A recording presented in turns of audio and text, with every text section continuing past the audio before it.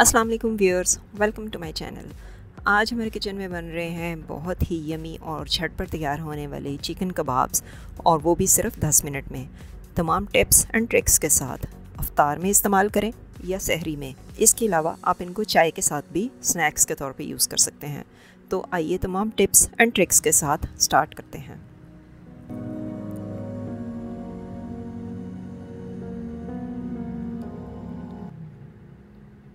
सबसे पहले हमने लिया है 400 ग्राम्स चिकन का कीमा, और ये मैंने चॉपर में तैयार किया है। चिकन को अच्छी तरह से ड्राई करने के बाद ही आप इसको कीमे के लिए चॉप करें।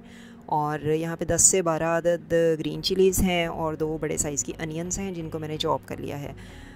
इसके बाद स्पाइसेस की बारी आ जाती है। 1.5 यानी 1.5 टीस्पून हमने यहाँ पे नमक डाला है, 1 टीस्पून रेड चिली पाउडर है, और उसके साथ ही 1.5 टीस्पून गरम मसाला पिसा हुआ, 1 टीस्पून यहाँ पे मैंने कोरिएंडर पाउडर डाला है ये, और 1 ही टीस्पून क्यूमन सीड्स यानी ज़ीरा, साबुत ज़ीरा डाला है। 1 टीस्पून इसमें क्रश्ड रेड चिलीज़ जाएंगी, और 2 टेबलस्पून जिंजर गार्लिक पेस्ट। अगर ये अलग अलग हैं तो आप 1-1 टेबलस्पून दोनों का डालेंगे।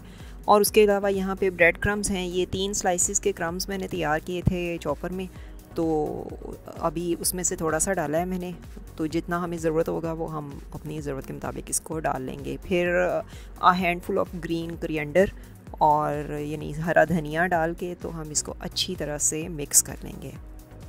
बहुत ही अच्छी तरह से आपने इसको मिक्स करना है। और अगर आपको ये जिंजर गार्लिक पेस्ट और धनिया हम किस तरह से स्टोर कर सकते हैं, इसकी टिप्स चाहिए तो आप हमारे चैनल पे देख सकते हैं। 1 टेबलस्पून यहाँ पे मैंने देसी घी यूज़ किया है, और साथ ही साथ 1 ही टेबलस्पून कॉर्न स्टार्च इस्तेमाल करेंगे हम, और उसके बाद इसको मिक्स करेंगे। अब इस स्टेज पे अगर आपको और ब्रेड क्रम्स की ज़रूरत महसूस हो, आपको ये बहुत ही ज़्यादा पतला लगे बेटर, क्योंकि ये डिपेंड करता है कि आपने जो अनियंस डाले हैं वो किस तरह कितना पानी छोड़ते हैं, तो फिर आप इसको थोड़ा सा ब्रेड क्रम्स और डाल सकते हैं। उसके बाद हमने इसको फ्रिज में रखना है 1 घंटे के लिए। थोड़ा सा ठंडा हो जाएगा तो इसके कबाब बनाना आसान होंगे। तो ऑयली हैंड्स के साथ आपने इस तरह से अपनी चॉइस के अकॉर्डिंग, आपको अगर इस शेप में कबाब पसंद हैं तो आप ऐसे भी बना सकते हैं। अगर आपको सीख कबाब शेप चाहिए तो आप वो भी रेडी कर सकते हैं।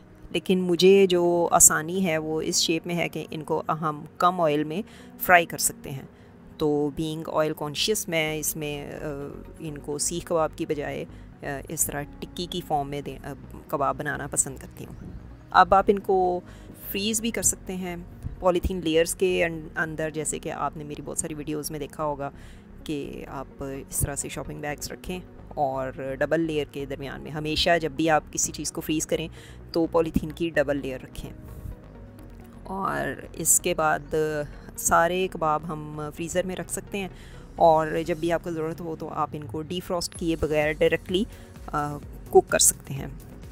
और हमेशा याद रखिएगा कि आपने इसको ठंडा करके फिर इसके कबाब बनाने हैं, क्योंकि हमने इसको प्याज डाला है इसमें और ब्रेड क्रम्स डाल के इतना हार्ड नहीं किया कि इसको हम किसी भी फॉर्म में कबाब बना सकें। तो आपको ज़रूर ये फ्रिज में रखने के बाद ही इसके कबाब आसानी से बना सकते हैं। अब तवे के ऊपर मैं बना रही हूँ, आप चाहें तो आप इसको शैलो फ्राई भी कर सकते हैं। ये फ्रोज़न कबाब हैं और मैंने बना के फ्रीज़ कर दिए थे। और अब मैं आपको बता रही हूँ कि ये 1 टेबलस्पून ऑयल डालेंगे, और उसके बाद मीडियम फ्लेम के ऊपर हम इसको उस वक्त तक कुक करेंगे जब तक कि ये ब्राउन ना हो जाए। आपने इसको उल्टाना भी है। ये मेरा कैमरा काफ़ी ज़्यादा हिल रहा है क्योंकि मैं एक हाथ से कबाब बना रही हूँ और एक हाथ से कैमरा पकड़ा हुआ है।